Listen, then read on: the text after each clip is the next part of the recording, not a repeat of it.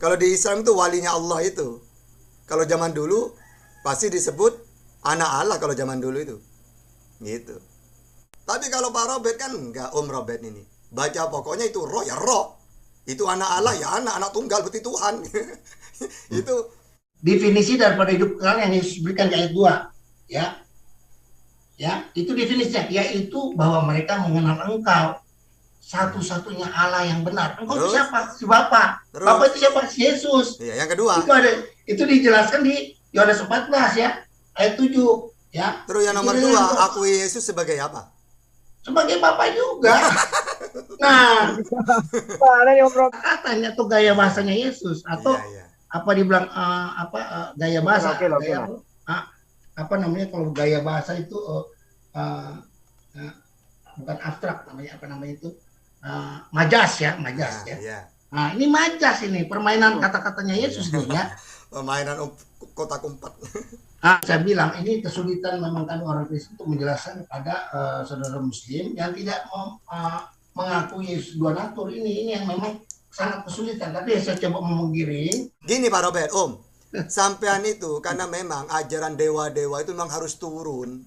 Tuhan itu menjadi Sri Rama, menjadi Krishna, menjadi Putra Ganggala, terserah. Kayak gitu pemahamannya, sehingga Tuhan dewa itu harus turun berinteraksi, bisa dilihat. Karena kalau tidak turun tidak mungkin melihat manusia. Ini ajaran di luar samawi ini, Om. Jangan dibawa ke ajaran Yesus yang samawi. Kalau Yesus jelas, gimana Yesus Tuhanmu? Oh, kamu tidak bisa melihatnya, mendengar suaranya pun tidak bisa. Apalagi di Mazmur tidak ada yang seperti aku. Oke.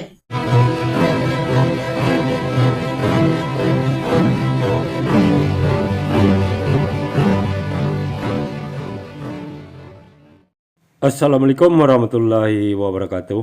Alhamdulillahillazi hadana li hadza wa ma kunna linahtadiya laula an hadanallah. Asyhadu an la ilaha illallah wa adahu la syarikalah wa asyhadu anna Muhammadan abduhu wa rasuluh. Puji syukur kehadirat Allah Subhanahu wa taala karena kita masih diberi waktu dan kesempatan berjumpa kembali melalui channel Salam Satu Akidah. Semoga kita semua dirahmati Allah dan beri kekuatan serta keteguhan hati di dalam iman Islam untuk terus meningkatkan iman serta ketakwaan kita terhadap Allah Subhanahu wa taala. Baik saudaraku semuanya, pada kesempatan kali ini saya akan menampilkan sebuah diskusi yang cukup menarik ya, antara saudara muslim kita yaitu Ustadz Tahta dengan seorang pendeta yang cukup hebat ya, yaitu Pak Robert. Nah, hebatnya di sini bukan dalam hal berlogika atau memahami konsep ketuhanan yang benar ya, tetapi hebat di dalam berasumsi untuk memaksakan Yesus tersebut adalah Tuhan dengan dasar mempunyai dua natur. Nah, di sini nanti Ustadz Tahta membuat pendeta Robert ini tidak berkutik ya di dalam memahami konsep ketuhanan itu sendiri, apalagi dihadapkan kepada ayat-ayat di dalam Bible pengakuan dari Yesus sendiri bahwa dia bukanlah Tuhan melainkan utusan ya. Dan juga pemahaman Pak Robert ini menurut akal pikiran kita itu sangat sulit untuk dibenarkan. Nah, bagaimana keseruan serta kealautan diskusi ini kita akan simak bersama. Namun sebelumnya saya mengucapkan terima kasih kepada saudaraku semua yang sudah mendukung channel ini dengan subscribe. Juga yang baru bergabung jangan lupa subscribe, like, serta share-nya. Langsung saja kita simak video selengkapnya.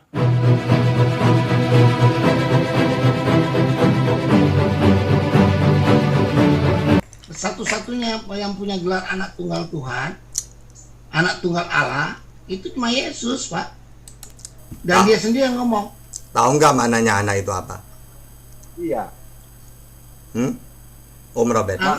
Ya, wah ini Ustadz Tata, ya. Udah tahu. Sudah. Minal aidin wal faizin. Oh iya. Iya Om Robert. Kita lanjut nih. Mantap ini. Harus dilanjut ini. Harus jelas ini. Ayo silakan. Ya kalau pemahaman kami umat Islam Om ya. Anak Allah itu yaitu banyak. Kalau secara Islam itu hamba yang taat. Makanya hambanya Allah paling taat itu para nabi. Nanti ulama gitu itu. Makanya kata-kata anak Allah itu bisa umat. Kalau Israel disebut anak Allah karena umat pilihan. Kenapa disebut umat pilihan? Karena Allah mengutus nabi-nabi untuk mereka. Untuk di luar Israel zaman itu Allah tidak mengutus. Mereka tidak kenal Tuhan. Berarti saat itu umat pilihan hanya Israel. Makanya mereka Israel disebut anak-anak Allah. Gitu. Atau orang yang membawa kedamaian disebut anak Allah. Orang yang dibimbing roh Allah disebut anak Allah. Termasuk Salomo dalam 2 Samuel itu. Ya, itu dan dia anakku kata Allah. Berarti anak tunggal kan, anakku. Nah, Yesus kenapa disebut anak Allah? Ya karena memang dia seorang nabi, orang yang soleh. Gitu. Begitu juga di Arab gitu, sebutan anak itu dibanggakan. Makanya keyakinan orang Arab itu jahiliyah dulu sebelum Islam datang. Ditanya oleh Rasulullah gitu itu. Kenapa kamu menyembah berhala? Iya, menyembah berhala sama dengan menyembah Allah. Karena ini anak Allah, Lata Uzza Manat ini gitu. Itu pemahaman sebenarnya, bukan dalil gitu ya. Pemahamannya mereka orang Kristen, ya orang-orang penyembah berhala dikaitkan dengan Tuhan gitu. Oke. Ya benar. Anak ini cuma kiasan. Hanya kiasan. Ini bukannya Tuhan itu punya seperti anak tangga. Apakah tangga itu punya ibu? Enggak kan? Atau anak terang, apakah terang itu punya ibu? Enggak kan? Itu cuma kiasan. Tapi yang disebut anak-anak Allah itu kalau di pemahaman Kristen atau di Bible itu adalah orang-orang pilihan atau orang-orang yang setia kepada Tuhan. Nah, itu disebut anak-anak. Tapi kepada Yesus itu disebut anak tunggal kan, atau anak Allah. Kalau Tuhan menyebut sama si itu seperti tadi yang dibilang sama Salomo, anakku. Nah, kita lihat konteksnya dulu. Ada konteks di situ. Dia nggak bilang si Salomo itu anak tunggal. Anakku. Kita lihat konteks. Pasti itu anak-anak yang dimaksud. Orang yang ini. Tapi kalau untuk Yesus itu anak tunggal, anak Allah. Yesus yang ngomong sendiri. Bukan Tuhan yang ngomong. Enggak. Yang ngomong langsung itu Yesus. Di Yohanes 3 itu kan. Mulai dari 13. Yohanes 3:16. Yohanes 3:16 itu. Iya. Makanya intinya kalau sudah disebut anak berarti bukan Allah. Berarti dia punya kelebihan orang itu. Mungkin dia orang yang membawa kedamaian, mungkin dia seorang nabi. Gitu. Bukan berarti dia itu nanti anak Allah itu diartikan yang macam-macam, jangan. Tetap dia manusia. Gitu loh. Hanya saja punya keistimewaan karena taat kepada Allah, membawa kedamaian, gitu loh. Sehingga menjadi kekasih Allah. Kalau di Islam itu walinya Allah itu. Kalau zaman dulu pasti disebut anak Allah kalau zaman dulu itu. Gitu. Zaman sekarang baru disebut wali Allah ya. Iya, kan beda zaman udah. Tapi intinya kita tahu. Gitu loh. Oke. Bung Tata, Yesus gara-gara dia ngomong anak Allah, itu tidak ada orang Israel ngaku-ngaku dia anak Allah, tidak ada. Hanya Yesus, maka dia dimarah oleh orang Israel karena dianggap menghujat Allah atau dia menyamakan diri. Gara-gara dia ngomong itu anak Allah kan, kita lihat di Yohanes 10 dan lain-lain.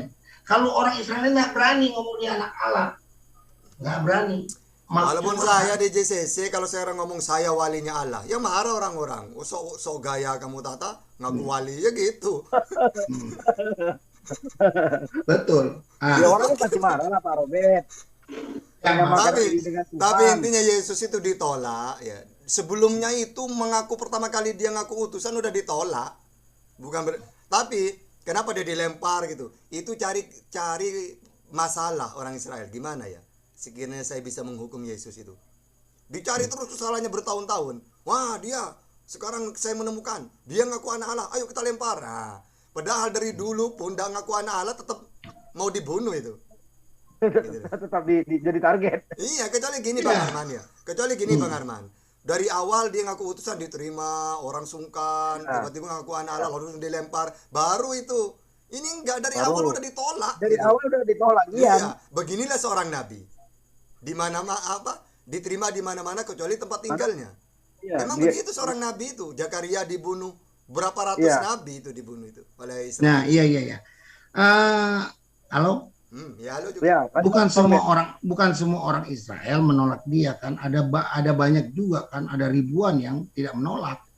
Nah, cuma yang lain aja takut mengaku kan, karena takut sama itu para majelis agama itu kan, tuh Sanhedrin itu kan.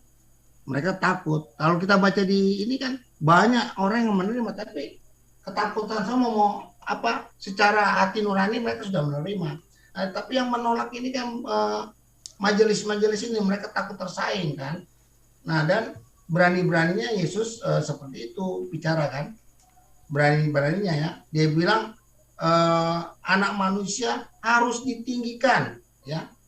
Dia kan mengaku dia sebagai anak manusia, dia mengaku dia sebagai anak Tuhan Allah. Nah, ada 3 kali dia mengatakan ya di Yohanes 3 ayat 14 kan. Anak manusia harus ditinggikan. Kemudian ada berapa lagi kemudian anak manusia harus ditinggikan. Itu lebih dari disembah. Iya, ditinggikan itu bukan disembah, dimuliakan sebagaimana nabi-nabi seperti Musa, dihormati, dimuliakan. Nah, sekarang gini. Oke, banyak ribuan orang yang menerima Yesus, tapi ingat, menerima itu sebagai nabi, sebagai utusan, penyampai firman, dan diterima bahwa tiada Tuhan selain Allah. Bukan berarti dia itu dimuliakan, diterima sebagai Tuhan, enggak. Andai kan orang Israel itu menerima semuanya, itu sebagaimana mereka menerima Musa gitu loh, bukan sebagai Tuhan, gitu ya. Nah, di sini ketimpangan dengan Kristen yang sekarang ini. Kita kembali lagi tadi Pak Robert yang mengenai tadi Mormon tadi itu Pak Robert. Di mana jadinya banyak persamaannya itu Pak Robert? Yang Pak Robert sendiri juga bingung ya kan kenapa bisa begitu? Ya kan, kok tiba-tiba ada sekte yang makanya tadi saya tanya dari awal tadi, dasar basic mereka itu mengatakan bahwasanya keyakinan mereka itu Mormon itu apa gitu. Itu loh Pak Robert. Nah, itu Sementara, tadi enggak, gini Pak Robert, yang Pak Robert bilang tadi masa banyak yang mengaku Yesus pada masa dia itu. Padahal yang kita ketahui kan cuma 12 Pak Robert. Muridnya cuma 12 kan? murid awal itu 12, kemudian ada yang 70, ada yang 120 kan? Yang 70 itu setelah Yesus masih ada apa? Masih. Yang 70 itu yang disuruh dia ini kemudian mereka balik kan di Lukas Lukas 10 ayat 20 kan, setelah mereka balik mereka sudah mengusir setan atas nama Tuhan itu kan di Lukas 10 itu kan. Lukas 10 ayat 20 itu kan.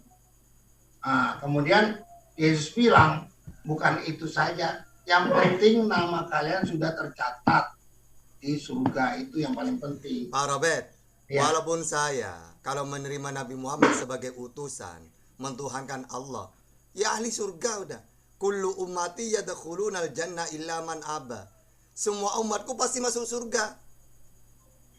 Illa man aba, kecuali yang tidak mau. Siapa yang tidak mau? Mereka yang menolak.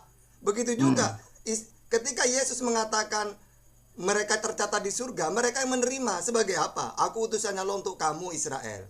Aku berdoa untuk mereka Israel, bukan untuk dunia aku berdoa.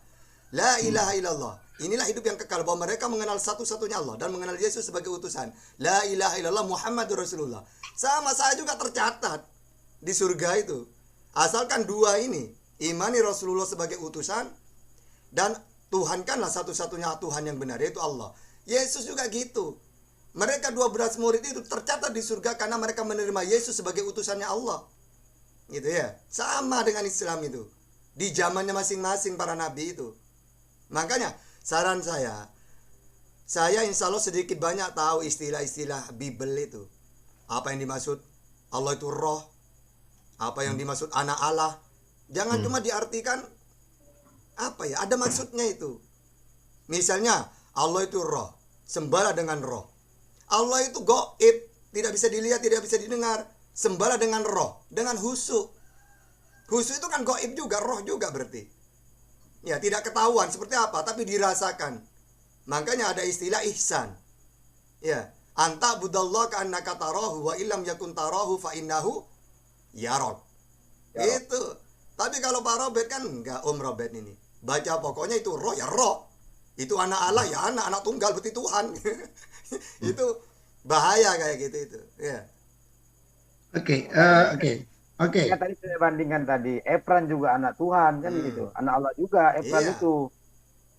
Iya, tadi kan saya udah bilang bedanya mereka dibilang anak Tuhan itu, dan juga mereka nggak ngaku-ngaku kan juga. Yang ngaku-ngaku anak Allah, anak tunggal cuma Yesus. Ya, kemudian itu bedanya. Kemudian Yesus dengan tegas dia akan memberi, percaya sama dia, hidup kekal. Oke. Hidup Ada yang nggak kekal. nabi? Ada Coba pakai nabi dalil. nggak? Oke, coba pakai dalil. Hidup yang kekal itu mentuhankan Yesus. Ada nggak? Kalau saya punya dalil banyak ucapan Yesus, hidup yang kekal itu cuma mentuhankan Allah. Nah sekarang kalau percaya ke dia, hidup yang kekal, oke saya percaya. Yesus itu saya percaya, dia utusannya Allah. Seorang nabi, penyampai firman. Coba. Nah sekarang Pak Robert percaya kepada Yesus sebagai apa sesuai dalil? Ayo. Oke, gini. Oke, bisa. Saya kasih dalil, boleh? Boleh. Nah, ya oke.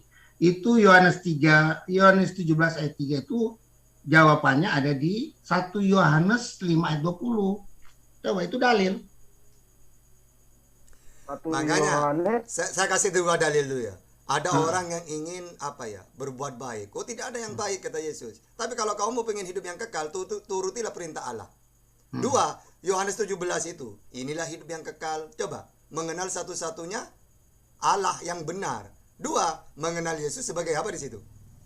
Utusan. Sama dengan Islam. Coba pintu surga itu apa? Masuk surga kekal. La ilaha illallah Muhammadur Rasulullah. Apa bedanya dengan Yohanes 17? Gak ada kan? Kalau kamu pengen hidup yang kekal, Tuhankanlah aku satu-satunya Tuhan Yesus yang benar. Gak ada. Tunggu. Jadi gini, Bung Tata, Yesus ngaku Tuhan, bukan aku Tuhan sama aku, bukan, dia caranya bukan begitu. Banyak dia cara-cara mengaku Tuhan. Gimana? Di antaranya Bapa dan aku adalah satu, itu. Ini Bapa dan Yohanes aku 12 aku di dalam Bapa di dalam aku, ya. Oke. Sekarang misalnya saya pakai dalil gini, agar mereka juga jadi satu seperti kita. Mereka di dalam aku di dalam mereka, Bapa di dalam aku. Berarti kan satu. Bapa, mereka, Yesus. Oke, di situ ada pakai agar. Berarti ada proses. Kalau Yesus mengatakan aku dan Bapa ada satu, tidak ada pakai agar. Automatically. Kalau di ayat yang lainnya. Agar atau supaya. Gini Om, kalau di ayat yang lainnya, aku di dalam mereka, Bapa di dalam aku. Gimana? Iya. Supaya mereka, aku kan Yesus bilang, aku dalam Bapa dan aku dalam Bapa dan mereka. Oke. Gini, dan pemahaman mereka, yang benar itu menurut saya gini, Pak Robert. Nggak ada langsung orang-orang itu bilang aku dalam Bapa, dalam Yesus, tidak ada. Makanya istilah kayak istilah kayak gitu pemahamannya gini, ya. Aku dan Bapa satu. Kenapa dianggap satu? Karena Yesus menerima firman Tuhan. Ketika dia terima aku dan Bapa satu, ketika firman itu disampaikan kepada mereka, mereka juga kan mendengar firman Tuhan, maka mereka juga satu. Gitu maksudnya itu. Oke, kalau kita mau bahas firman, 17-18 ya.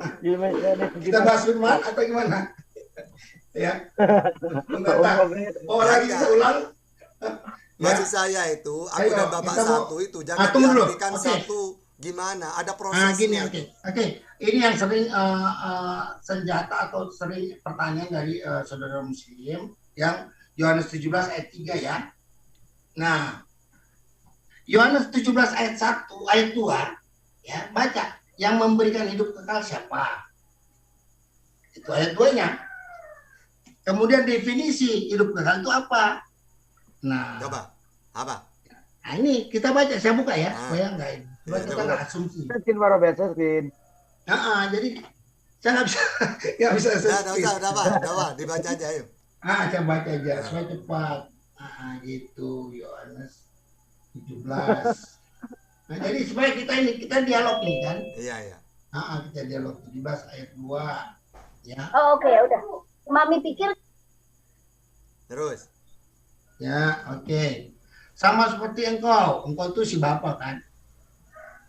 Sama seperti engkau ayat 2-nya, sama seperti engkau telah memberikan kepada Yesus kuasa atas segala yang hidup. Ya, si Bapa itu sudah memberikan kuasa segala yang hidup. Berarti kalau udah kita mau logikakan, berarti Tuhan sudah nggak ada apa-apa lagi. Itu kan? Semuanya udah dikasih ke Yesus, ya. Okay. Kalau kita mau logikakan, udah ada gunanya lagi si Bapa itu. Udah Yesus yang pegang peran, ya kan? Terus. Karena segala sesuatu yang hidup sudah diberikan kepada Yesus. Nah, itu cuma istilah itu. Kalau nanti kenapa siapa si Bapak itu sih? Nanti kita ketemu. Bapak itu ternyata si Yesus sendiri. Itu nanti dijelaskan kepada di Yohanes 16. Bapak itu cuma kiasan. Jadi dia bilang gini nih, ini Bapak dulu cuma nanti kita bahas lebih lanjut, tapi cuma pembuka untuk supaya nanti kita bahas yang ayat 2 Yohanes 17 itu ya. Kalau yang dimaksud Bapak itu menurut Yesus itu adalah kiasan. Nah, perlu nanti kan di ayat 16. Kamu minta kepada Bapak akan berikan atas dalam namaku. Nah, jadi kamu minta aja kepada aku, akan kuberikan. Nah, perlu kepada Bapak, sebab Bapak itu hanya kiasan. Dia bilang kan di Yohanes 16 ya. Jadi itu Bapak itu cuma kiasan. Dia juga sendiri itu. Ya, kalau kita lihat ini. Nanti pada kesimpulannya, ternyata Bapak itu cuma dia sendiri. Kita bahas yang Yohanes 17 ayat 2 ya. Sama seperti engkau telah memberikan kepadanya, jadi engkau itu si Bapa kan, memberikan kepadanya kuasa atas segala yang hidup. Habis si Bapa udah nggak ada lagi itu, semua sudah dipegang sama Yesus kan. Demikian pula si Yesus akan memberikan hidup yang kekal kepada semua yang telah engkau berikan kepadanya. Jadi semua yang Bapa udah berikan kepadanya sudah Bapa udah nggak ada lagi, tinggal Yesus yang memberi hidup kekal. Kemudian ayat 3 itu kan definisi hidup kekal. Hidup kekal itu Yesus yang berikan. Iya, terus gimana hidup yang kekal? Ya, inilah hidup yang kekal itu. Definisi daripada hidup yang kekal itu apa? Hidup kekal itu yaitu bahwa mereka mengenal si Bapa. Yang Bapa yang tadi sudah selesai kan, sudah diserahkan semua kepada Yesus. Itu Bapa itu Yesus itu sendiri, ya. Satu-satunya Allah yang benar. Jadi, definisi daripada hidup yang kekal adalah satu-satunya mengenal Bapa, satu-satunya mengenal engkau, satunya Allah yang benar, ya. Allah yang benar. Dan mengenal Yesus Kristus dan akumulasi, bukan pilihan atau alternatif, ya. Kalau atau itu alternatif. Ini ada dan, ya. Jadi kesetaraan si Bapa, si Allah itu dan si Yesus sama mengenal Yesus. Iya, dan mengenal Yesus sebagai yang engkau utus. Itu ayat itu definisi. Ada dan di situ kan? Oke, sekarang apa bedanya? Asyhadu an la ilaha illallah wa ada dan juga. Wa asyhadu anna Muhammad. Oke, ulang dulu ya. Ayat 3 ya. Di ayat 2 yang memberi hidup kekal sama tadi. Di ayat 2. Yesus kan? Ya Allah. Iya. Berarti kata sudah akui bahwa Yesus itu Allah. Kan? Sesuai dengan Yohanes 1 ayat 1 ya. Pada mulanya firman. Nanti kita akan ketemu di situ. Ya, dia di ayat 2 dia bilang yang memberi hidup kekal aku, Yesus kan? Iya, isinya gimana hidup kekal itu? Sekarang definisi daripada inilah hidup yang kekal itu, atau inilah definisi daripada hidup yang kekal itu yang Yesus berikan. Ya. Definisi daripada hidup kekal yang Yesus berikan di ayat 2. Ya. Ya, itu definisinya, yaitu bahwa mereka mengenal engkau satu-satunya Allah yang benar. Engkau itu siapa? Si Bapa. Bapa itu siapa? Si Yesus. Iya, yang kedua. Itu dijelaskan di Yohanes 14 ya, ayat 7 ya. Terus yang nomor 2, akui Yesus sebagai apa? Sebagai Bapa juga. Nah, mana yang Robert ini? Tadi kan mengenal Yesus sebagai apa? Utusan kan? Ya, dengar. Ayat 2 ya. Kita baca ulang ayat 2 ya. Kita Iya, boleh baca ayat 2. ulang-ulang enggak apa-apa. Nah supaya Bung Tata sama Armansah, saudaraku Armansah ini kenal nih. Ini permainan kata-kata ini atau gaya bahasanya Yesus atau Iya. apa dibilang gaya bahasa. Oke, Apa namanya kalau gaya bahasa itu bukan abstrak namanya, apa namanya itu? Majas ya. Iya. Nah, ini majas ini permainan kata-katanya Yesus nih ya. Permainan kotak umpat. Ya lihat ya. Bung Tata dengar ya. Iya. Sama seperti engkau tuh kalau kita baca dari ayat 1 ya. Ayat 1, Bapak ya, si Bapak itu yang Yesus bilang Bapak. Ya. Ya. Itu si Bapak itu si engkau itu ya. Di ayat 2 itu sama seperti engkau, sama seperti si Bapak. Ayat 1 ya. Telah memberikan kepada Yesus kuasa atas segala yang hidup. Selesai, berarti si Bapak udah nggak punya apa-apa. Semuanya, segala kuasa yang hidup sudah punya Diwariskan Yesus. lah. Ya. Diwariskan gitu. Hah? Diwariskan gitu Pak Robert. Ya, Iya. Terus? maksud ini majas, semua ini majas kalau saya lihat ya. Iya. Ya, kenapa? Kalau semua udah yang Bapak itu si Allah itu, ya, si Allah itu semuanya sudah diserahkan ke Yesus, sudah nggak ada peran lagi dia kan? Sudah semuanya dikasih ke Yesus semua. Berarti ketika Yesus menghidupkan orang mati gitu, Yesus sendiri gitu. Yesus sendiri. Coba baca dong. Yohanes 11 ayat 25 apa? Coba baca juga Yohanes. Ah. Sebelum dia menghidupkan, dia mendengar ke atas, lalu mengatakan Bapa, karena orang banyak tahu, biar mereka tahu bahwa engkaulah yang mengutus aku, hidupkan Lazarus. Kita berdoa, katanya kuasa, masih berdoa gitu. Dengar Bu. Kamu lihat ayat itu di situ, ya. Karena orang-orang itu di sekelilingnya mau lihat dia. Jadi dia seolah-olah supaya dia dianggap sebagai utusan. Padahal di ayat 11, di ayat 25-nya, dia adalah kehidupan. Begini Pak Robert, supaya mereka mengira sebagai utusan. Mengira bahwa supaya itu orang-orang Israel yang mengelilingi dia, kan mereka kuntitin terus dia ya. Apalagi yang mau Yesus bikin. Apalagi yang Yesus mau bikin ini ya. Yesus dengan caranya dia supaya orang itu melihat bahwa dia seolah-olah adalah utusan yang dia sering ngomong kan. Utusan, padahal utusan dia adalah dia sendiri. Kalau saya mau bilang Yesus mengutus Yesus kok ini. Yesus yang ilahi mengutus firman-Nya ya, yang memakai topeng atau memakai wujud manusia. Di dalam kan Yesus bilang aku tidak sendiri ya. Dia bilang di Yohanes 14 ayat 10 ya. Yohanes 14 ayat 10. Apa yang Bapak bilang dia nggak terpisah yang sama yang mengutus ya. Yohanes 10 ayat 14 ya. Yohanes 14 ayat 10 ya. Dia yang mengutus dia tidak berpisah. Ya ada beberapa ayat itu ya. Jadi ya itu tadi itu yang saya bilang, ini kesulitan memang kami orang Kristen untuk menjelaskan kepada saudara Muslim yang tidak mengakui Yesus dua natur ini yang memang sangat kesulitan. Tapi saya coba saya mau coba memberikan pemahaman. Kalau itu dari pihak Muslim sudah menerima bahwa Yesus itu dua natur, selesai sebenarnya. Tapi yang memang susah. Walaupun ada ayatnya yang tadi saya bilang di Yohanes 3 itu kan. Om Robert itu kebingungannya kenapa? Menurut Pak Robert kenapa? Menurut Pak Robert Muslim yang bingung. Menurut saya Pak Robert yang bingung. Kenapa kok bingung? Karena menggabungkan antara ajaran pagan dengan ajaran samawi. Kalau saya pakai ajaran Yesus yang samawi, selesai. Bahwa ajaran samawi itu Tuhan tidak mau turun ke dunia. Jadi dia mengutus para nabi seperti Musa, Yesus. Nanti tugasnya apa para nabi ini? Sesuai Yohanes 3:34.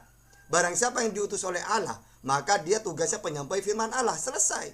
Berarti utusan mereka itu manusia yang diutus untuk menyampaikan firman Tuhan. Segala firman yang kau sampaikan kepadaku telah aku sampaikan. Selesai. Tapi karena ajaran Pak Robert itu hasil dari segala firman yang kau sampaikan padaku adalah telah aku sampaikan. Tapi yang sebelumnya dia bilang itu adalah firmannya dia. Bingung juga kan Anda? Nah, coba sekarang kita nggak bingung. Yang coba bingung, Yohanes 12:50. Apa yang aku sampaikan sesuai apa yang difirmankan oleh Allah kepadaku. Yohanes 8 ayat 51 coba baca, atau Yohanes 8 ayat 31. Berarti 43. kan sama dengan nabi yang Ah. lain kan? Apa yang Nah. kusampaikan sesuai apa yang difirmankan oleh Allah kepadaku. Berarti wa ma yantiqu anil hawa in huwa illa wahyu yuha. Sama Nah. sebenarnya. Mana Tapi gini Pak Robert, Om. Sampean itu karena memang ajaran dewa-dewa itu memang harus turun. Tuhan itu menjadi Sri Rama, menjadi Krishna, menjadi Putra Ganggala, terserah. Kayak gitu pemahamannya, sehingga Tuhan dewa itu harus turun berinteraksi, bisa dilihat. Karena kalau tidak turun, tidak mungkin melihat manusia. Ini ajaran di luar samawi ini, Om. Jangan dibawa ke ajaran Yesus yang samawi. Kalau Oke. Yesus jelas, gimana Yesus Tuhanmu? Oh, kamu tidak bisa melihatnya, mendengar suaranya pun tidak bisa. Ya, Apalagi bisa. di Mazmur tidak ada yang Oke, seperti aku. oke. Berarti Ustadz Tata ini menghilangkan semua tadi yang kita Pak Arman sama saya baca. Ya, Apa? Mana Tuhan tuh, turun. Tuhan Ya. turun ya. Itu Oh, ada di kejadian 18. ah, 18 di Pak Robert. itu Tuhan turun loh. Yang mana? Isinya gimana? Turunnya itu. Gini, saudara. Di kejadian 18 ayat 1 sampai 15. Tuhan turun Ya, kan?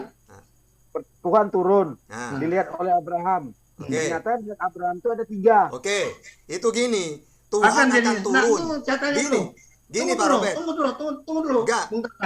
Bung Tata bilang berarti itu ajaran pagan ya. Oke, gini, saya jelaskan. Kemudian Tuhan ada lagi, akan turun. Tunggu Tunggu dulu. ada lagi. Tadi saya bilang keluaran 34 itu Tuhan turun loh. Iya, Ya. gini loh. Sama dengan ini. Di sepertiga malam Tuhan akan turun. Kan ada kan? Maksudnya rahmatnya. Dia mengutus malaikat. Makanya setelah ayat itu, titik. Lalu ada 3 manusia. Di situ Mikail, Israel, terus Gibrail. Nah, ya Pak Armansyah, ya, dan tadi yang kita bilang tuh, Bapak bilang bukan malaikat, tadi Loh, Bapak bilang, Coba aku sudah diskusi dengan orang Yahudi. Ah. 3 malaikat itu diutus oleh Allah untuk tugasnya beda-beda. Gabriel datang ke memberi kabar kepada siapa? Istrinya Sarah bahwa dia akan mengandung. Satunya untuk apa? Gemora atau siapa itu ya. Jadi Tuhan akan turun sama dengan dalam hadis. Tuhan turun di sepertiga malam. Maksudnya rahmatnya di bawah malaikat. Makanya setelah Tuhan mengatakan turun, baru titik, lalu ada 3 orang yang malaikat itu. Gabriel, Israel, apa 3 ya? Kalau nggak salah itu Gibrail. Yang jelas ada Gibrilnya. Ya, Israel Mikail. ada juga di situ. Ya, itu maksudnya. Bukan berarti Iya. Tuhan itu. berarti asumsi kalau begitu. Ya, Itu asumsi ya ayatnya. bukan, pemahamannya Om Robert Tadi nggak saya tahu. dengan Pak Armansyah tadi Gini, baca gini. Tuhan berfirman kepada, bukan Saudara. malaikat. Malaikat Gini, bisa gini, berfirman seperti nggak? Itu di Gini, ayat saudara. kejadian 18 Tuhan berfirman kepada Musa, kepada Abraham. Oke. Abraham. Kalau Bukan kepada malaikat. Musa, Gini. kalau kepada Musa coba ada Saudara. 3 ayat. Kemudian malaikat ya turun ke cahaya itu. Malah Tuhan. Di situ malah, bukan, justru yang benar itu Al-Qur'an. Bahwa Allah berfirman kepada Musa, wa kallamallahu Musa taklima, dengan kalam yang sempurna. Maksudnya Allah memperdengarkan suaranya, bukan turun. Sama seperti saya nelpon Bang Arman. Halo Bang Arman. Bang Arman lewat dari HP saya. Apakah HP yang di telinganya Bang Arman itu saya? Bukan. Tapi saya memperdengarkan suara pakai HP. Tapi kalau dalam perjanjian lama, itu malah Tuhan itu. Malaikatnya Tuhan, bukan Tuhan sendiri. Ya itu Gini, tadi saudara. saya dengan Pak Arman baru baca. Gini, Saya dengan Pak Arman baru gini, baca. saudara. Tuhan berfirman kepada Abraham. Gini. Coba dengerin Bang Gini, Arman dulu. Ya, oke. Tuh gini kan awalnya gini, Tata. Awal pembicaraan itu adalah mengenai Mormon, sekte Kristen yang Mormon itu. Pembicaraan berlanjut sehingga adalah saya sebut Anglican Church, ya kan? Nah, terakhir keberlanjutan pembicaraan lanjut itu terakhir muncullah kejadian 18 itu. Ternyata di situ saya tanya, Pak Robert, yang 3 itu siapa? Pak Robert menjawab 1 Tuhan, 2 malaikat. Oke. Kan begitu? Nah, 1 Tuhan, 2 malaikat. yang mana Jadi, yang Tuhan? Nah, jadi makanya yang kata Pak Robert yang di ayat 22-nya nggak jelas dibilang Pak Robert. Jelas dua pergi ke Sodom, ya kan? Iya. Satu tinggal sama Abraham katanya. Iya. Itulah yang Tuhan katanya. Yang dua malaikat. Itu makanya saya bilang tadi, tapi di ayat 1 dan ayat 2 tadi mengatakan bahwasanya tidak ada Tuhan gitu turun. tertulis itu Tuhan. Siapa malaikat di situ? Satu Tuhan, dua malaikat, nggak ada. 3 Iya. orang lah yang dilihat. Kan begitu. Makanya kalau Oke. pemahaman saya ya dengan Islam, saya tahu maksud ayat itu. Tuhan akan turun di sepertiga malam. Bukan turun sendiri, rahmatnya yang dibawa malaikat. Sama dengan ini, Tuhan akan turun. Lalu tiba-tiba ada 3 orang manusia. Itu malaikat itu. Iya. Sama dengan itu, membawa rahmat cuma- kalau dalam Islam. Di situ Ya, ditugaskan. Gitu. Cuma tadi Ustaz kata, pembicaraan tadi, di awal tadi mengatakan, Pak Robert mengatakan satu Tuhan, 2 malaikat. Yang 2 malaikat ini pergi ke Sodom. Sehingga di ayat selanjutnya, Iya. terjadilah tahun sampai ayat 33 tuh. Hmm. Kalau ada nanti yang berbuat baik 50, akankah dimusnahkan? Kan Iya. begitu. Iya. Tawar-menawar hingga terakhir sampai di 10. Kan begitu. Hmm. Jadi tawar-menawar itu. Kesimpulannya, Pak Robert meyakini bahwasanya satu Tuhan, 2 malaikat yang turun itu. Padahal di ayat 1 dan ayat 2-nya mengatakan, ayat 1 Tuhan. Hmm. Kan begitu. Di ayat 2-nya mengatakan 3 manusia yang dilihat oleh Abraham sehingga Abraham itu sujud. Iya. Kan gitu. Nah, jadi saya tanya, kalau 3 Tuhan itu turun, gue bilang, jadi yang di surga siapa? Saya bilang. Nah, tapi gini lagi, Pak Robert kan Nah, orang tunggu, Kristen. saya bisa jelaskan dulu, Bung Tata ya. Enggak, sebentar aja. Gini Om, ini yang punya kitab orang Yahudi. Memang bukan Tuhan 3 itu. Malaikat, nggak ada tafsirannya ke mereka. Nah sekarang, kalau secara akal aja ya, nggak usah secara pemahaman. Lebih percaya kemana? Ini keyakinan Yahudi sama dengan keyakinan Islam ini, masalah seperti ini. Nah sekarang masa saya mempercayai kepada Pak Robert daripada orang yang punya kitab? Seperti Ishak, Om Billy, Valen gitu tuh. Mereka yang paham tentang bahasa aslinya, tahu sebagaimana saya paham Al-Quran dengan tafsirannya. Masa saya mempercayai kepada Pak Robert? Kan gitu secara akal. Wah, mereka yang punya kitab bukan mengatakan itu Tuhan. Gitu Om ya. Kalau Oke. secara perbandingan loh ya. Iya ya, oke. Memang itu sering kali didengungkan oleh saudara Muslim ya. Seolah ini orang Kristen itu tidak punya hak atau bukan punya kitab. Ya, sedangkan yang kita ikuti junjungan Yesus orang Yahudi. Bukan dia tidak berhak juga terhadap kitab-kitab itu. Nah, kira-kira gitu ya. Tapi selalu digoreng dengan masalah. Tapi bagi saya tidak masalah ya. Tapi ternyata buktinya bukan orang Israel aja yang berhak tentang kitab-kitabnya itu kan. Akhirnya kan seluruh dunia. Nah kira-kira gitu. Tadi yang kita bahas ya. Tadi Bung Tata bilang Tuhan nggak turun ya. Ini kita jelas-jelas soal kita. Lalu yang dijelaskan oleh Armansa kan tadi saya bilangnya ini asumsi saya ya di ayat 22 ya. Asumsi saya. Sebab banyak berasumsi, banyak orang-orang yang beda. Nah, saya baca ya ayat 22 supaya nggak jadi ini, kita nggak membias ya. 22 ya. Lalu berpalinglah orang-orang itu. Nah, itu kan tadinya di awal-awal dibilang ada 3 yang apa lihat kan? Ya, yang ayat 2-nya itu 3, betul. Oke, kita langsung ke ayat 22 ya. Lalu berpalinglah orang-orang itu, berarti lebih dari 1 kan yang berpaling, ya. Berpalinglah orang itu dari situ dan berjalan ke Sodom. Tetapi Abraham masih tetap berdiri di hadapan Tuhan. Asumsi saya, ini asumsi ya. Berarti yang 2 ke sana, yang 1 masih sama Abraham. Itu Tuhan kan dibilang. Itu jelas kan di ayat 22. Lalu berjalan ya, kita ulang lagi ya. Lalu berpalinglah orang-orang itu. Berarti yang dari 3 orang itu, asumsi saya, ini asumsi ya, berarti 2 keluar. Sebab Abraham bilang, tetapi Abraham masih tetap berdiri di hadapan Tuhan. Berarti yang 1 nggak pergi, masih yang 1 yang Tuhan itu kan. Kalau kita lihat ayat, Karena yang 1 itu ditugaskan ke Sarah memang untuk memberi kabar bahwa dia akan melahirkan gitu loh. Yang 2 kenapa? Karena memang tugasnya beda 3 malaikat itu, gitu loh. Makanya Oke. sebelum saya tahu tentang ajaran Yahudi, saya pernah dengar cerita itu. Ketika dijamu makanan, kok tidak mau makan, kata Abraham. Karena Abraham itu senang menjamu tamu. Dikasih makan yang enak-enak, kok tidak mau makan. Baru dia sadar bahwa dia malaikat. Ternyata ketika saya terjun ke dunia debat lintas agama, saya pernah diskusi dengan Ishak, dengan Om Billy. Om Billy, saya mau nanya, ini 3 ini siapa? Oh, itu malaikat, tata. Gabriel apa? Berarti kan sama. Gitu loh ya. Nah, sekarang cuma Om Billy, Om Robert ini yang beda, kan memang Kristen gitu loh. Tapi yang jelas, pemahaman saya sebelum kenal Alkitab, ya memang itu malaikat. Ketika saya nanya yang punya kitab, itu memang malaikat juga gitu loh. Bung Tata, Dan masuk saya akal gitu. saya dengan Billy sama itu tuh ya dari 3 orang itu sudah saya dialog.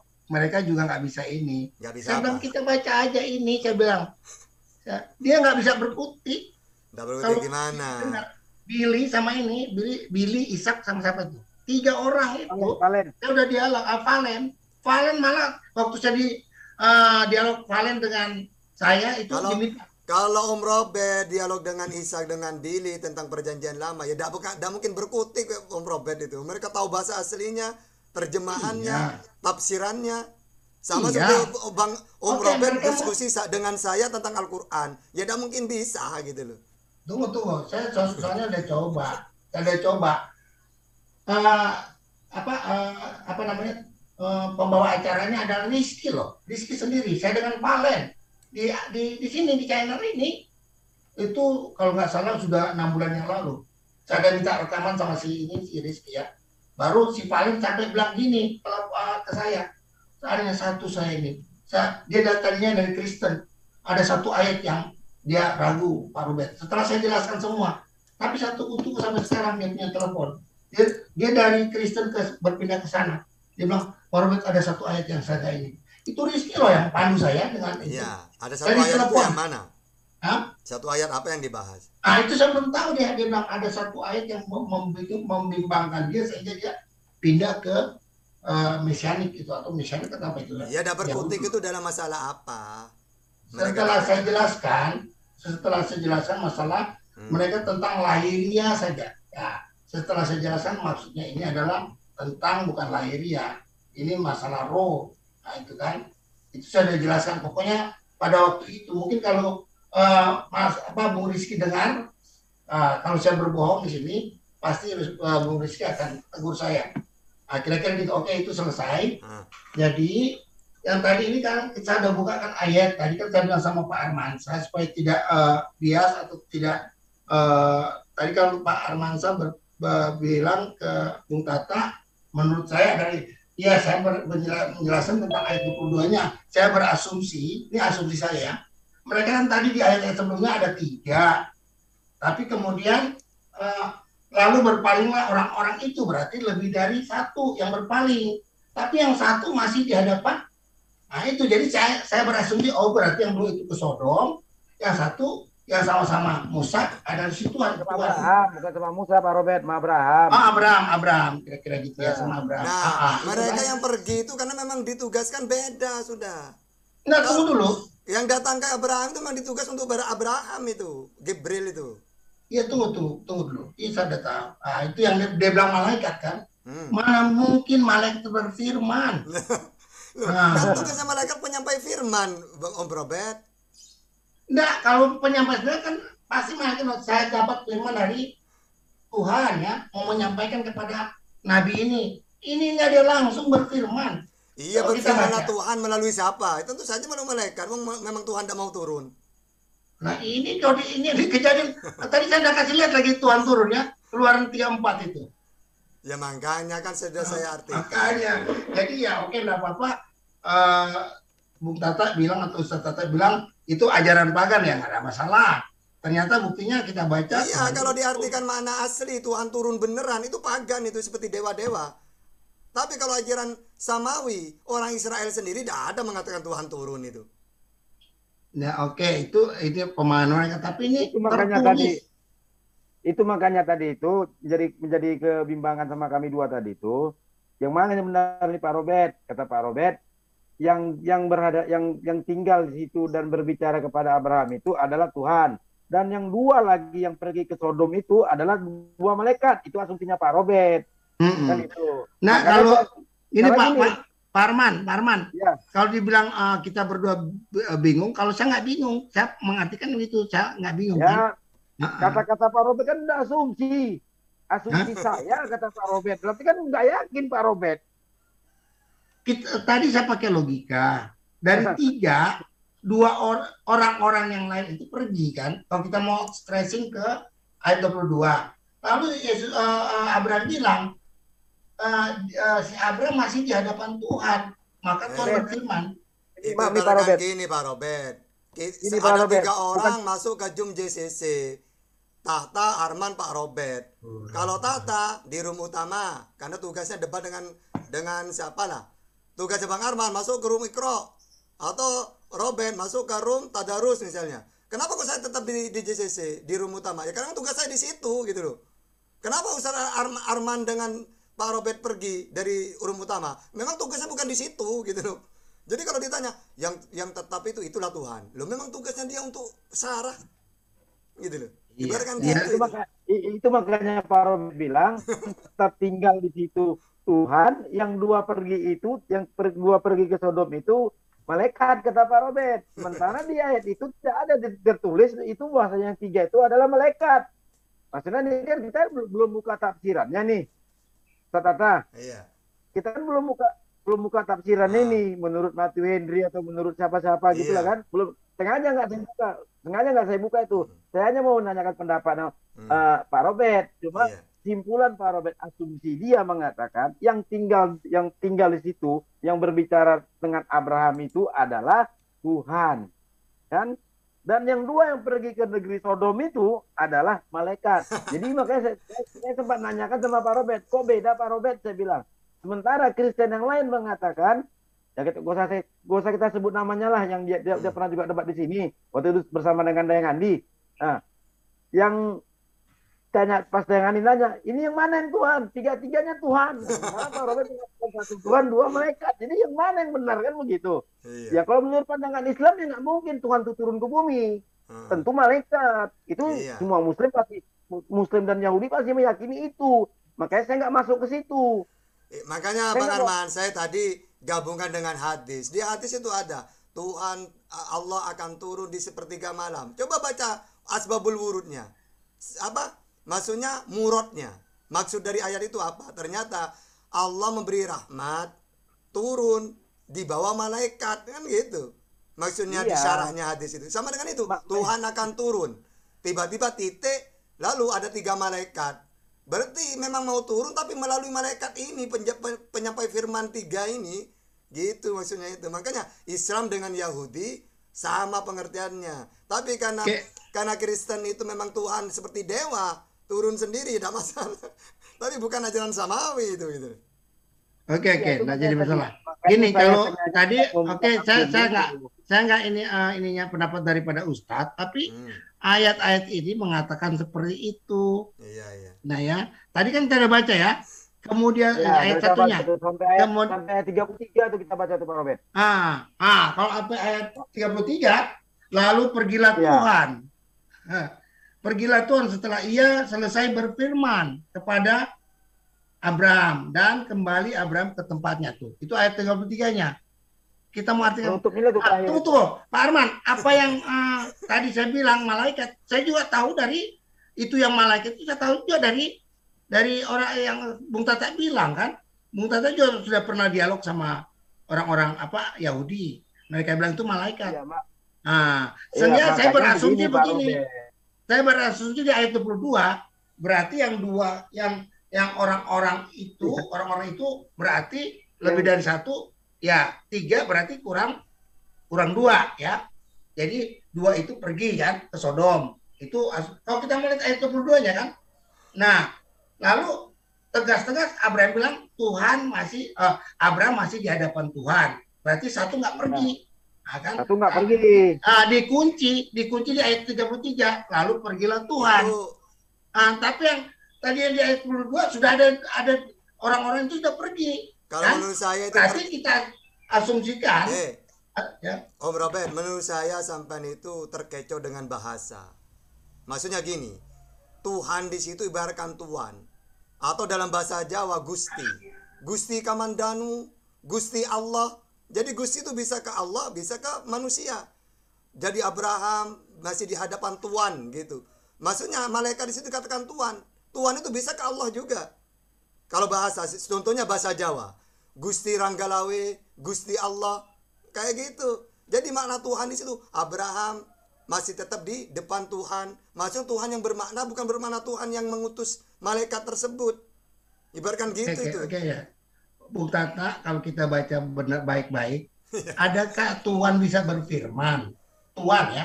Iya. Ini berfirman loh. Iya. Walaupun siapa yang tahu Tuhan itu berfirman, tapi apakah turun sendiri kan enggak? Ini dibilang turun.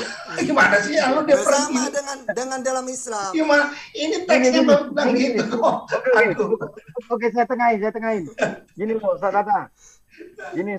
Pak Robert ini bertahan berdasarkan apa yang Bahasa. tertulis di situ. Ya, bahasa yang tertulis di situ loh. Memang di situ ditulis Tuhan yang turun gitu. Nah, Oh. Cuma Pak Robert ini berasumsi, ya kan? Karena di ayat yang 22 tadi, dua pergi ke Sodom, yang satu tetap tinggal, tapi tulis Tuhan di situ.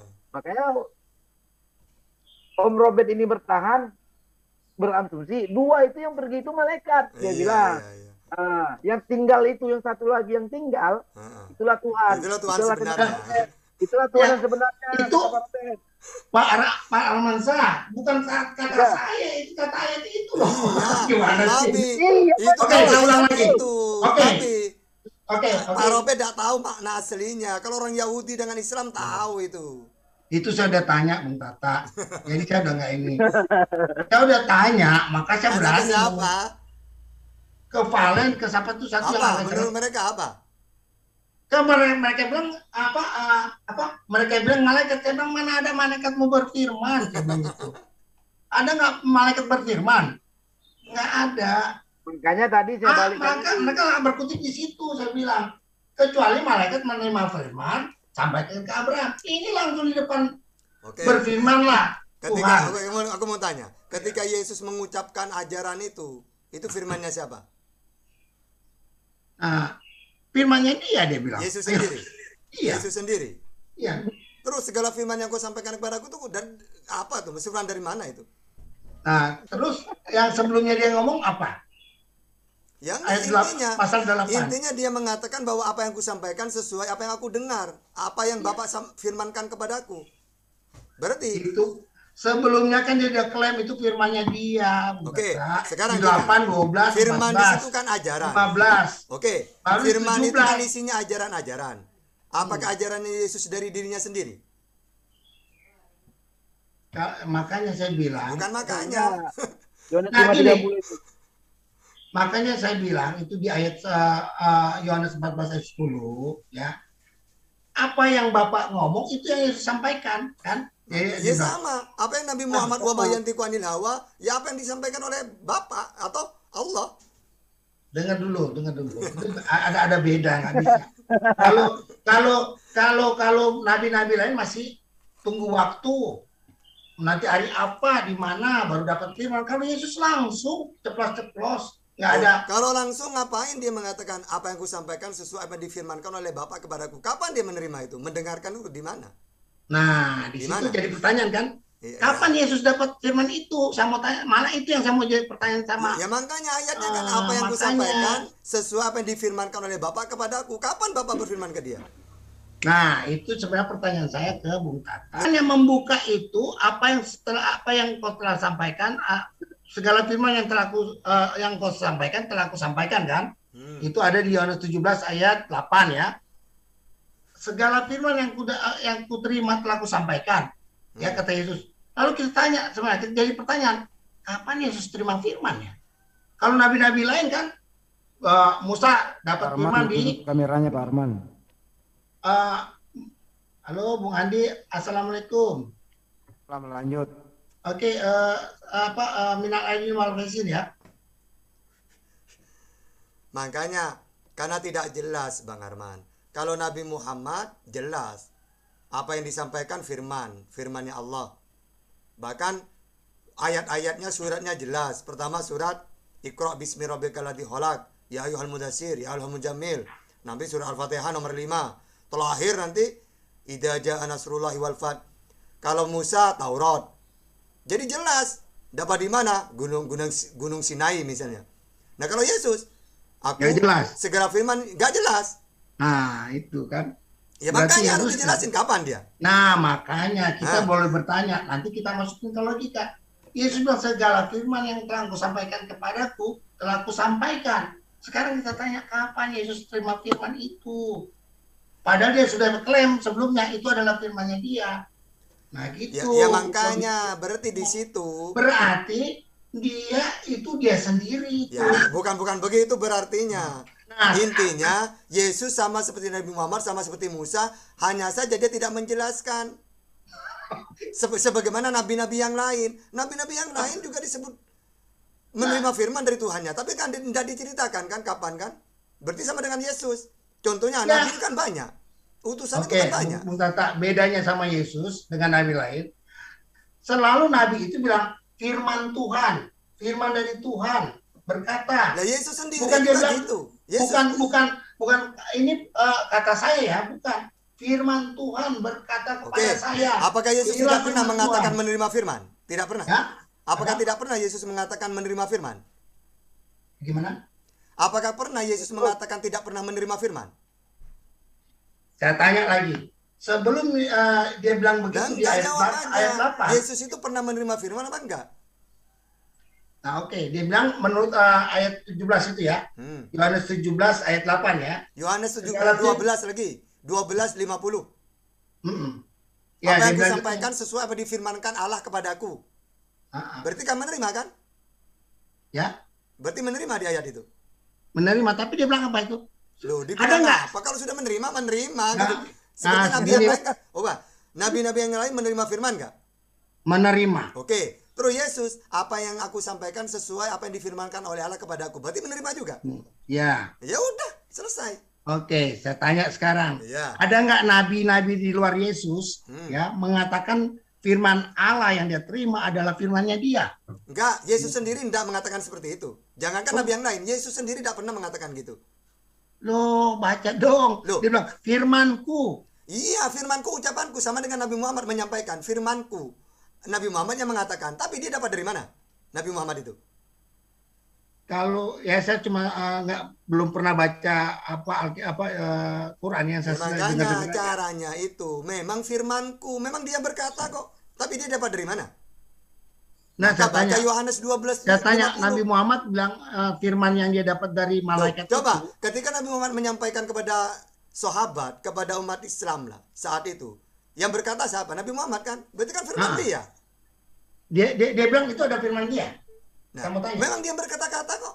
Iya, berkata-kata dia. Iya, menyampaikan firmannya dia, firman berarti dari- dia yang mengucapkan. Tapi Berarti dia dapat dari mana? Pernah nggak Nabi Muhammad Perbedaan ngomong ini Pak bahwa itu firmannya Robat. dia? Pak Robat, itu Ya. cuma perbedaan kayak penulisan. Walaupun Anda tidak gitu. mengatakan seperti itu, tapi kan dia yang mengucapkan firmanku berarti kan? Tapi Oke, apakah oke. dia dari dirinya? Maka kata Nabi Muhammad, aku menerima dari Tuhan. Sama dengan Yesus. Yesus yang berkata-kata ya Yesus. Tapi Oke. ajaranku bukan dari diriku sendiri. Apa yang kusampaikan sesuai apa yang difirmankan oleh Allah kepadaku. Nah, coba. Oke. Itu setelah ya. Tapi dia pasal 8 coba Bung Tata baca ya. Saya buka aja deh supaya kita nggak asumsi ya. Nanti dibilang saya lagi asumsi. Enggak. Kita Saya santai buka aja deh supaya kita nggak ini asumsi kira-kira. Ini dialog loh. Yang Iya, kita santai aja, santai. Enjoy. santai aja kita nih Pak Robert. Betul, dari dulu kan kita santai. Pak Arman juga kan. Suara kita aja yang keras masing-masing. Karena pikir saya jelek. Aduh, saya mau buka dulu deh. Ya, coba deh. Ya, nanti kita pelajari sama-sama ya. Iya. Maka kata Yesus kepada orang-orang Yahudi yang percaya kepadanya ya. Nah, dia bicara kepada ini Yohanes 8:31 aja saya mulai ya. Maka kata Yesus kepada orang-orang Yahudi yang percaya kepadanya. Jadi tidak semua orang Yahudi nggak percaya sama dia. Ya, Ya, percaya sebagai apa kan gitu. ya tunggu dulu. Nah, saya lanjut ya. Jikalau kamu tetap dalam firmanku, ya, kecuali dia bilang, firman yang kudapat dari Allah. Ini firmannya dia. Ya, firmanku. Kamu benar-benar adalah muridku. Ya. Sudah ya. Lanjut 37 kalau nggak salah ya. 37 ya. 37. Itu tadi 31. Aku tahu bahwa kamu adalah keturunan Abraham, tetapi kamu berusaha untuk membunuh aku. Karena firmanku tidak beroleh tempat di dalam kamu. Firmanku loh. Oke, coba baca Yohanes 14:24. Tunggu dulu. Itu nanti sebelumnya dia belum mengklaim. Ya, dia belum mengklaim ya. Ini dia udah mengklaim loh. Iya, firman itu dari mana? Coba baca Dari Yohanes dia ini. 14:24. Tunggu dulu. Lanjut lagi ya. 42. 43 kalau nggak salah ya. 42. 43 ya, kalau itu cuma 43. Nah, itu ya. 47 ya. Ya.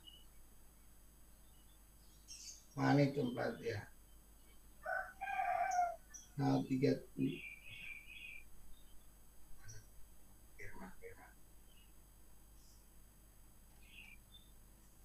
Tuh 43 sana. Ada enggak? Nah, ini 43 ya. Apakah sebabnya kamu tidak mengerti bahasaku? Ya. Sebab kamu tidak dapat menangkap firmanku. Tuh ya. Dia nggak bilang firmanku yang kudapat atau firman dari, nggak ada dia bilang gitu kan. Nah, kemudian yang 51. Ya. Aku berkata kepadamu, sesungguhnya barang siapa menuruti firmanku, ya. Tuh nih ada jaminan nih. Ia tidak akan mengalami maut sampai selama-lamanya. Berarti hidup kekal. Jadi kalau dengar firman-Nya Yesus, jaminannya adalah hidup kekal. Seperti yang dia bilang kan di Yohanes 10 ayat 28 itu kan. Aku akan memberikan hidup kekal, bukan Bapa yang memberikan hidup kekal. Aku atau Allah yang memberikan, aku, dia bilang itu di Yohanes 10 ya. Nah ini, kapan Yesus terima firman? Kalau nabi-nabi lain, firman, inilah firman Tuhan yang ku dapat di kemah suci, atau di gunung Sinai, atau di padang pasir. Musa kan? Ini Yesus enggak, dia bilang firmanku. Jaminan kalau dia cuma itu omongan. Oke, saya tahu itu firman-Nya Yesus, tapi dia dapat dari mana? Kan dari Tuhannya kan? Iya, sekarang saya Ya mau tanya. udah. Kalau seperti itu ya apa bedanya dengan nabi-nabi? Kecuali gini, saya tidak menerima firman. Saya tidak pernah menerima firman. Tapi ini murni firmanku sendiri. Karena ajaranku dari diriku sendiri, bukan dari pihak siapapun. Baru itu benar. Yesus Tuhan. Ini coba saya baca dulu gantian ya. Bahwa Yesus itu menerima firman. Akan urutkan satu-satu. Nah, sebelum saya urut, Om Robert harus tahu bahwa semua para nabi itu memang tugasnya penyampai firman Allah. Yohanes 3:34 dulu. Sebab siapa yang diutus Allah, dialah yang menyampaikan firman Allah. Karena Allah mengaruniakan rohnya dengan tidak terbatas. Yohanes 12:50. 49-50. Sebab aku berkata-kata bukan dari diriku sendiri, tetapi Bapa yang mengutus aku. Dialah yang memerintahkan aku untuk mengatakan apa yang harus aku katakan dan aku sampaikan. Dan aku tahu bahwa perintahnya itu adalah hidup yang kekal. Jadi, apa yang aku katakan, aku menyampaikannya sebagaimana yang difirmankan oleh Bapa kepadaku. Sebagaimana yang difirmankan oleh Bapa kepadaku. Yohanes 17:7-8. Sekarang mereka tahu bahwa semua yang engkau berikan kepadaku itu berasal daripadamu. Sebab segala firman yang engkau sampaikan kepadaku telah aku sampaikan kepada mereka. Dan mereka telah menerimanya. Mereka tahu benar-benar bahwa aku datang daripadamu. Dan mereka percaya bahwa engkau. Nah, demikianlah saudara kesemuanya, kita sudah dengarkan tadi ya diskusi antara Ustadz Tata dengan Pendeta Robert ini yang cukup alot. Alotnya itu datang dari Pendeta Robert sendiri ya, yang terus mencoba memaksa Yesus itu menjadi Tuhan ya. Padahal sudah sangat terang dan jelas sekali Ustadz Atta menjelaskan baik menurut akal pikiran kita yang sehat yang dapat diterima oleh logika manusia maupun pernyataan ataupun pengakuan dari Yesus itu sendiri yang terdapat di dalam ayat Bible ya, yang mana Yesus tidak pernah mengakui dirinya adalah Tuhan, dan juga Yesus sendiri mengaku hanyalah utusan Tuhannya. Nah, apapun yang sanggup dilakukan oleh Yesus bagi Allah Subhanahu wa taala itu tiada mustahil ya, cukup dengan kun fayakun, maka kehebatan Yesus akan muncul seperti yang diyakini oleh umat Kristen itu sebagai tanda dia adalah Tuhan, dan itu adalah dasar yang sangat lemah sekali ya, yang sulit diterima oleh akal pikiran kita. Dan kemudian juga dia mengatakan bahwa Yesus itu Tuhan dikarenakan dia mempunyai dua natur. Nah, kalau kita mau jujur, kita manusia pun mempunyai dua natur ya, karena ada roh dari Allah Subhanahu wa taala sehingga kita dapat hidup, dan kemudian jasad kita sebagai manusia, sebagai makhluk ciptaan dari Allah Subhanahu wa taala. Nah, demikianlah saudaraku semuanya, memang oten pada umumnya kalau doktrin tersebut sudah menjadi darah daging, itu sangat sulit untuk meluruskan pikiran mereka yang jauh melenceng dari ajaran tauhid. Nah, terima kasih atas perhatiannya. Akhir kalam, assalamualaikum warahmatullahi wabarakatuh.